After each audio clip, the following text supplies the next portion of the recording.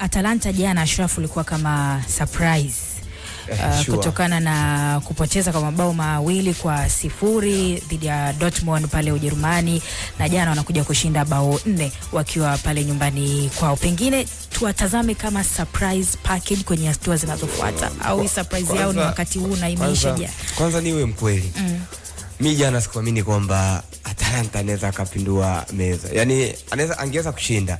Na jana kupitia hizo mike nilizungumza kwenye timu mbili kwamba no room of magic kwa upande wa Benfica, lakini pia nilisema Atalanta sio ni chumba cha maajabu cha wao kwenda kutolewa. Kwa nini? Kwa sababu ya Dortmund ni moja kati ya timu nzuri na ilishapata matokeo ya alama 2, matokeo na ya magoli 2 tayari kwenye mechi iliyofuata. Nilikuwa natarajia hii mechi watakuwa compact sana, watazuia zaidi kwa sababu wana huo uwezo wa kufanya hivyo, and then wanyime uhuru wa Atalanta kuweza kupata magoli. Lakini kitu ambacho nimekiona kwenye mechi jana ni Atalanta kuingia na survive mindset, wakiwa naamini kwamba hii ni timu kubwa, tunahitaji moment chache kuweza kubadilisha matokeo. Walienda wakajituma kweli, wakapambana, kitu ambacho kinawezekana. Unajua kadri dakika zinavyozidi kwenda, ukifanya vitu vinatokea, na wao walikuwa wanafanya vitu kwa usahihi. Ukipata goli la kwanza kwenye football unaamini kwamba naweza nikapata goli la pili. Kama unapata la pili unaamini kwamba unapata goli la tatu. Wakati hiyo Dortmund walikuwa wanaamini kwamba tunatakiwa kubalance kilichopo. Kwa hiyo pressure ilikuwa ni kubwa, wakalazimisha kufanya makosa na wao kutotumia vizuri chances ambazo walizitengeneza, wakaja kuconcede. Kurudi kwenye pointi yako kwamba tuwatarajie kuwa surprise package, inawezekana, lakini wana kazi kubwa ya kufanya, kwa sababu hii michuano kadri unavyozidi kuongezeka, ushindano unazidi kuwa mkubwa na timu zinazidi kujipanga kweli. Kwa hiyo wakienda na mentality ambayo walikuwa nayo jana kwenye mchezo wa nyumbani, wanaweza wakafika mbali. Sijui watafika wapi, lakini wanaweza wakafika mbali kwa sababu jana walionyesha ile spirit ya kupambana, kwamba tufie uwanjani. Kama tutatolewa, tutolewe kwa ubora. Yaani tusitolee kwamba sisi tulikuwa wavivu uwanjani, kwamba mipambano hatukushinda, hatukukimbia zaidi kuliko wenzetu. Twende tukafanya hivi vitu kwa ubora, nzeni tuache mechi ya mwe. Sawa, ndo hivyo. Juve nao pia wametupwa nje ya michuano na Galatasaray, kama ambavyo umesema Ashraf. Kiukweli ni surprise kwa watu wengi kuwaona Galatasaray wakisonga mbele kwenye hatua inayofuata, alafu Juventus anabaki nyumbani kwao. Kamanda, hii imenishangaza hiyo, unajua. Juve hii unajua walifanya mistake sana kwenye mechi ya mwanzo ile kule Uturuki. Chuma 5-2 na wao ndo walianza kupata magoli, ilikuwa ni mlima mzito. Yaani hata kama Galatasaray ingekuwa wabovu vipi, ulikuwa utarajia comeback inafanyika. Sema historic, unajua kihistoria Juve huwa anasumbuka sana na Galatasaray.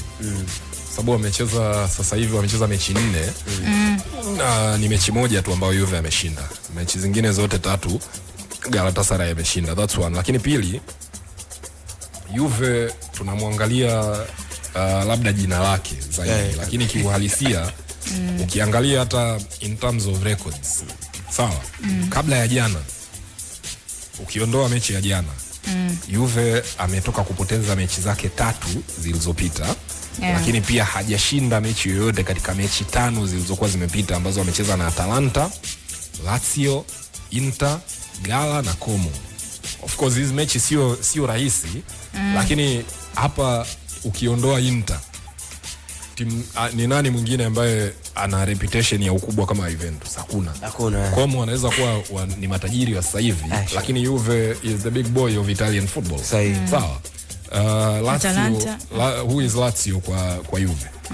Atalanta ni nani kwa Juve? Sawa. Unakuja kwa Galatasaray. Kwa hiyo hata ukiondoa huu mchezo mmoja ina isolation tu wa Galatasaray, lakini Juve ukweli ni kwamba wamekuwa na matatizo, na hata kwenye msimamo wa ligi wanazidiwa point 18 na timu inayoongoza Inter Milan. Juu yao yuko AS Roma ambaye wiki karibu 5 zilizopita alikuwa chini ya Juventus. Sasa hivi Roma ana lead Juventus kwa point 4. Kwa hiyo Juve wanaweza kuwa na reputation ya kuwa timu kubwa, lakini kwa miaka hivi karibuni ile aura yao ya ukubwa kama imepotea hivi. Na matokeo yake ndio haya. Sasa wamekuwa wakistruggle Kamanda kurudi kwenye huo ubora ambao umekuwa ukiuzungumzia, kwa sababu sasa hivi Juve imekuwa ni ya kawaida kwenye michuano ya ndani, hata pia kwenye michuano ya klabu bingwa. hata level ya wachezaji ambao wanacheza. Mimi umri wangu umesogea kidogo, nimekuwepo katika wakati ambao Juve walikuwa wanacheza. Kwa mfano there was a time Juve alicheza finali 4 mfululizo za UEFA Champions League. Yes, na hivi karibuni kipindi kile wamecheza sana na Madrid kama unakumbuka Kamanda. Yani kipindi kile Buffon pia alikuwepo. There was a time unazungumzia finali ya mwaka 2003. Nakumbuka ile finali ilichezwa Old Trafford. Na zilicheza klabu mbili za Italia, AC Milan na Juventus. Milan wanafanikiwa kubeba. Walishinda nadhani kwa mikwaju ya penalty. Kwa hiyo nyakati zimebadilika sana. Juve sio wale. There was a time Juve alikuwa anasajili wachezaji wa level ya Zinedine Zidane. Unazungumzia Edgar Davids, unazungumzia Gianluigi Buffon, unazungumzia Lilian Thuram. Hawa wachezaji wote arguably wakati huo walikuwa wanaingia kwenye mjadala wa wachezaji bora duniani katika nafasi zao. Sawa. Lilian Thuram labda wakati anacheza mabeki bora wa pembeni kulia kuliko yeye, ulikuwa unazungumzia mtu labda Cafu, na Thuram alikuwa anacheza kulia na kushoto, na alikuwa na uwezo wa kucheza kama central defender pia. The only people ambao walikuwa wanaingia kwenye mjadala wa kumzidi ubora ni watu kama Cafu, Paolo Maldini, umeelewa?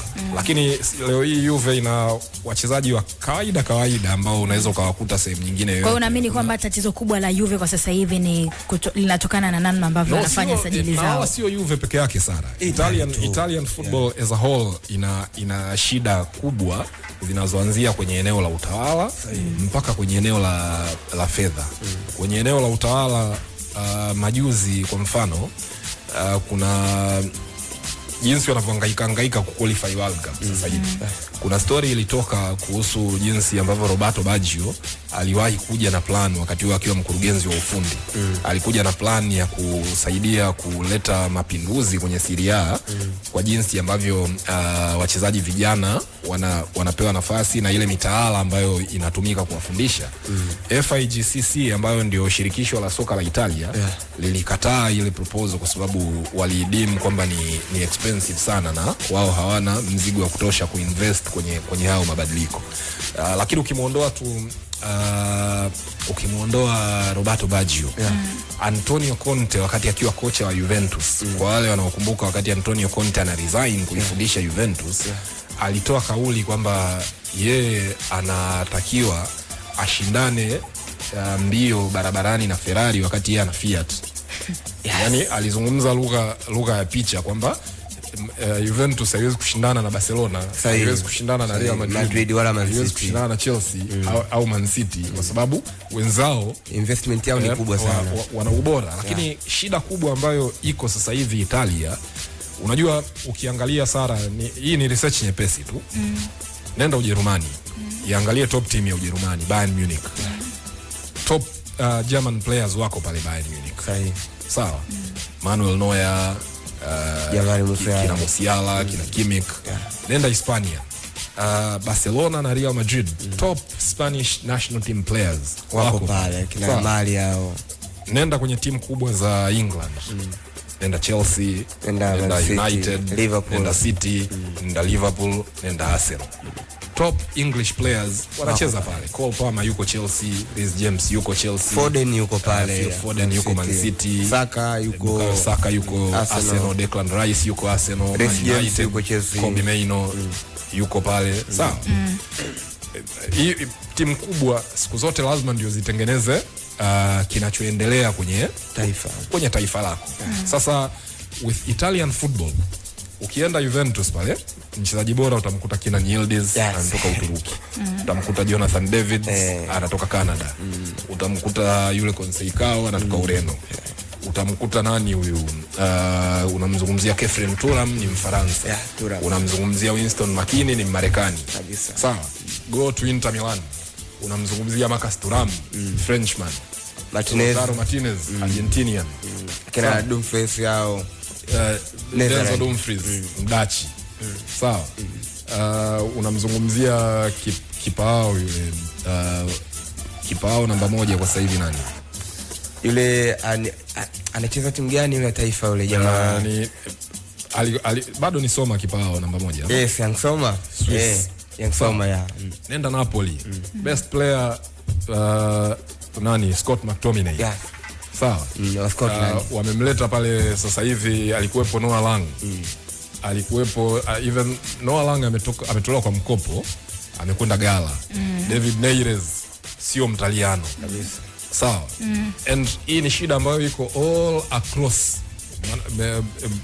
Italy. Kwa hiyo kitu kimoja ambacho kinalalamikiwa sasa hivi ni kwamba kasi ya Italy kutengeneza vijana wadogo ambao ni wachezaji bora duniani kama ilivyowahi kuwa wakati ule wa kina Alessandro Del Piero, huyu Roberto Baggio tunayemzungumzia, Francesco Totti, Alessandro Nesta, Paolo Maldini. Kwa hiyo kihistoria tu kuna kitu kimepungua kwenye mpira wa Italia ambacho kina reflect kwenye klabu zao na kina reflect kwenye timu ya taifa. Tupo mwaka wa mbele. Imewashika.